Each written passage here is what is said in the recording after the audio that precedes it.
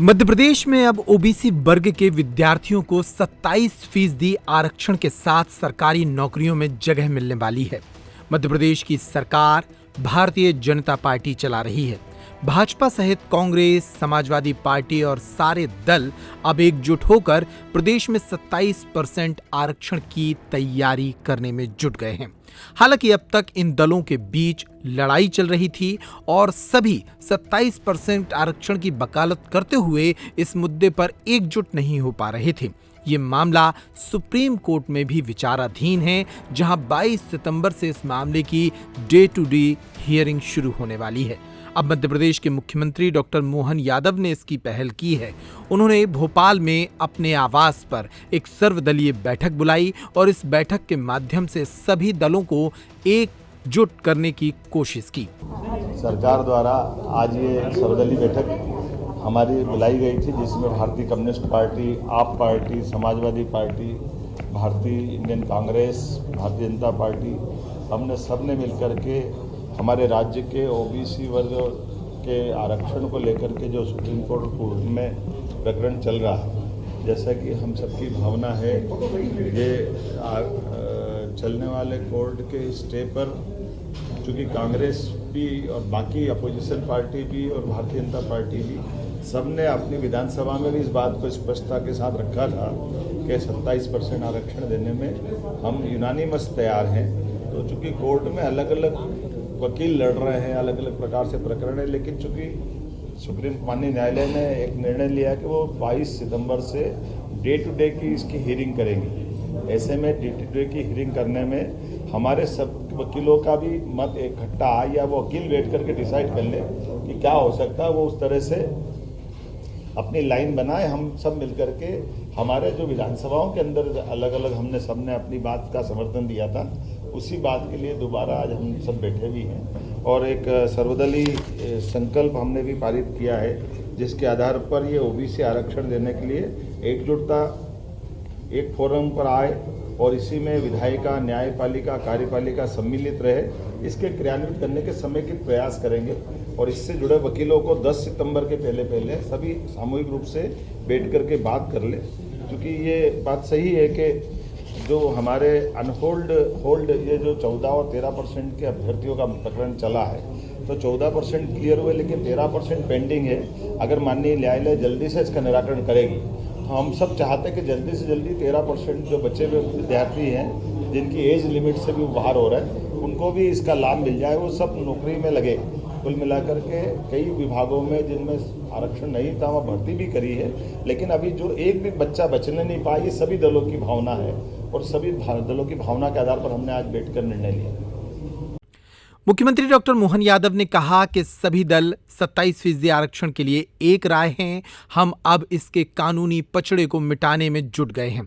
उन्होंने कहा कि सुप्रीम कोर्ट में लगे इस स्टे को जल्द से जल्द खत्म कराने की दिशा में सभी दल एकजुट होंगे, लेकिन भारतीय जनता पार्टी के साथ साथ क्या कांग्रेस भी इसके लिए तैयार है?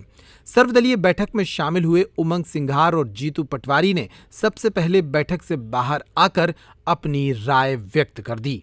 इसे मन बना हुआ था कि 27% आरक्षण देना, लेकिन कई पेचीदगियां बता रहे थे, तो अध्यक्ष जी ने, हमारे कमलेश्वर भाई पटेल ने कहा कि इसको एक जिस प्रकार से विधानसभा से इसको कानून पास लोकसभा के लिए प्रस्ताव भेजना चाहिए, ताकि सर्वसम्मति से बार बार जो कानून को लेके, स्टेट के कानून को लेके दावे आपत्ति आती है, तो वो रास्ता भी क्लियर रहे। तो यही बात हमारे कमलेश्वर भाई ने भी कही है।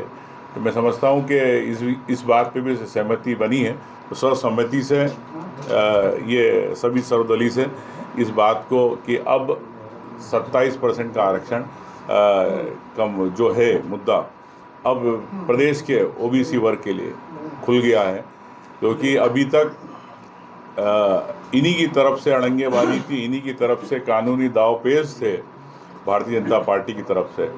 कांग्रेस तो पहले से तैयार थी, कांग्रेस ने कानून बनाया था। तो मैं समझता हूं कि अब कोई अड़चन नहीं आएगी इस कानूनी पेचीदगियों से दूर होकर ओबीसी वर्ग को अधिकार आरक्षण के मिले। ये सरकार में कौन था ये सरकार को सुझाव दे रहा था? भी सामने भी देखिए, मैं कह सकता हूं कि अब सरकार के अधिकारी सबके अपने अपने हित होते हैं, एजेंडा होता है। अब ऐसा कोई नाम तो स्पष्ट नहीं आया, लेकिन अध्यक्ष जी ने भी कहा कि ऐसे अधिकारी जिन्होंने इसमें अड़ंगेबाजी करी, जिसके अंदर कानूनी दावपेच के अंदर इस मामले को उलझाया, उन पे भी कार्रवाई होना चाहिए। लेकिन सरकार इस पक्ष में नहीं किसी पे कार्रवाई हो। मैं समझता हूँ कि सरकार अब शॉर्टकट रास्ता निकाल के इस मुद्दे से बाहर आना चाहती है। आपने कहा कि मोहन यादव चाहते हैं 27% आरक्षण मिले, शिवराज जी की मंशा नहीं थी क्या इससे पहले? देखिए, ये प्रयास मैं समझ सकता हूँ कि जो पिछले कई सालों से जो मांग चल रही थी आरक्षण को लेके, ये उसका दबाव का परिणाम है। कमलनाथ जी के बाद चाहे शिवराज जी हो, चाहे मोहन यादव जी हो, जब उन्हें लगा कि ये वोट हमारे हाथ से छिटक जाएगा, ये ओबीसी का वर्ग जो हमको वोट देता है वो छिटक जाएगा, तो ये सिर्फ राजनीतिक रूप से वोट छिटकने के कारण इन्होंने दबाव के अंदर इसकी कांग्रेस की जो मांग थी उसको इन्होंने मंजूर किया। तो मैं समझता हूँ कि ये सिर्फ एक भय के कारण, वोट की राजनीति के कारण भारतीय जनता पार्टी ने ये निर्णय लिया। सम्मानित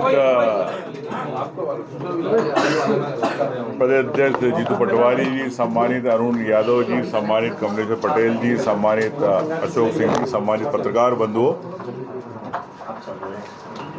ये सर्वदलीय बैठक में कह सकता हूं कि खोदा पहाड़ निकली चुईया।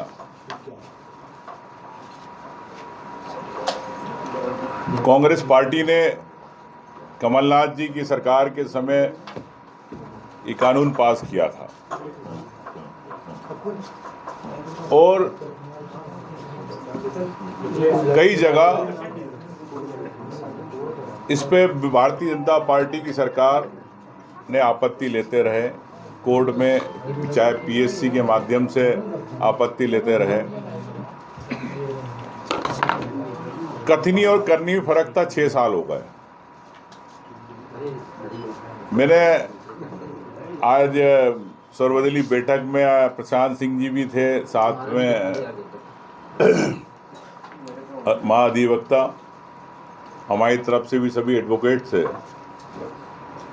तो मुख्यमंत्री जी, ये मैं कह सकता हूं कि जैसे गृह प्रवेश होता है, तो 5 साल पहले से जो कांग्रेस ने घर बनाया 27% आरक्षण के लिए, उसका आज इन्होंने नारियल फोड़ के गृह प्रवेश किया 5 साल के बाद। तो करना था तो 28 की बैठक तो क्यों, जैसे हमने परसों प्रेस कॉन्फ्रेंस करी थी अध्यक्ष जी हम लोगों ने, कि आपको तो उसी दिन ऐलान कर देना था कि हम देना चाहते हैं।